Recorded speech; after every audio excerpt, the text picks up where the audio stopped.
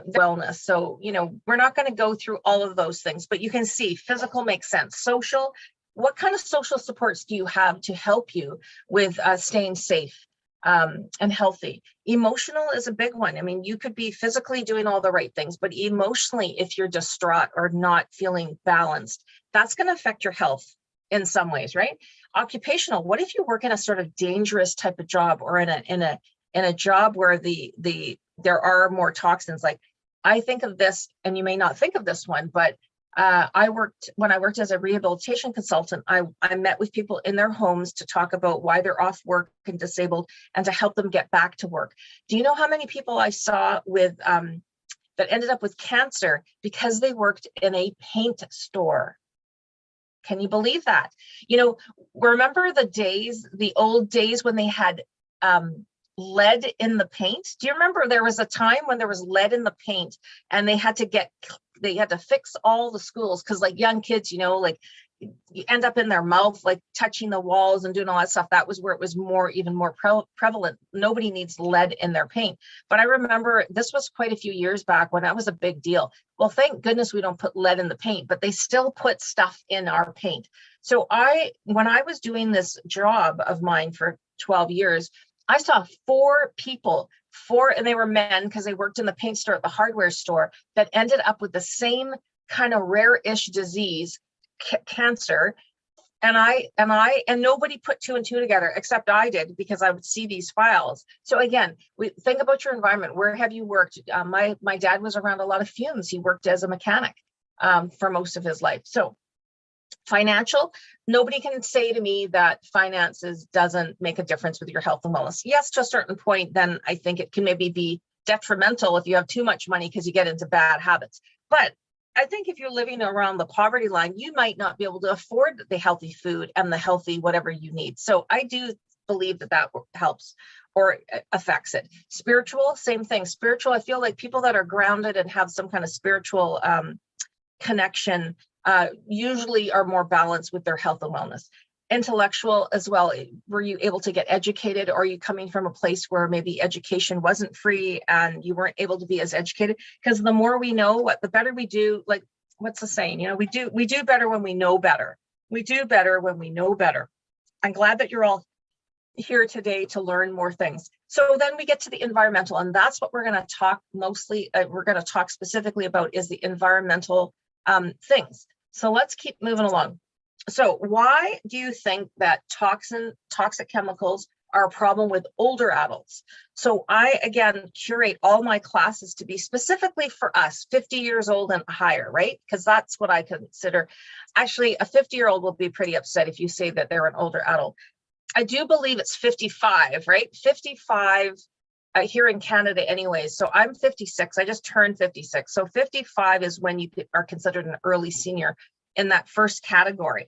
Of course, as I said, if you're in your 50s, nobody wants to be called a senior. Not that that's a bad word, but why do you think it's a problem for our cohort of our age group? Because there's lots of contradicting information, advice out there in pamphlets, on the internet. We all can do a Google search or whatever search engine you use and look up something. And 1 minute it'll say coffee's good for you. Then you can find somebody that says coffee's bad for you. There's so much contradicting information. You don't sometimes know which way is up, right?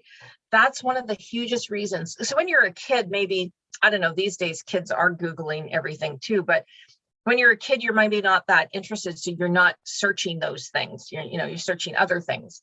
But for us adults, as soon as we're curious, we go onto the internet, and then we go down a rabbit hole, and then we don't know what's what.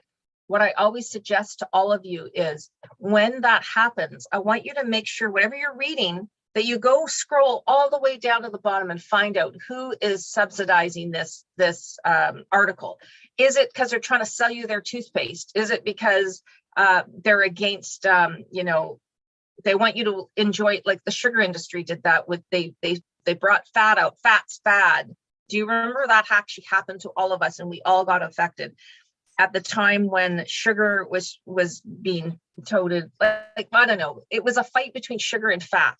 And so the sugar industry, did all this marketing to all of us to say fat's bad, fat's bad. So then we all went to low fat.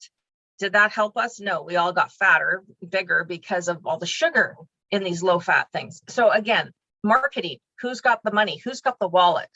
What is the saying? I think that's the fattest wallet, who can do all these things. So the other thing is, fortunately, it's good if you have young families and kids, and we probably have grandkids and maybe children that have, are a younger family, but most of the information out there research wise is targeted to young families. Did you know that? It's not targeted to us. They're not targeting our group, like where we might be health wise and stuff like that, which is the next point. Older adults may be at higher risk of some of these toxins that are in our environment because of our age, and then the probability of probably having one or two medical conditions.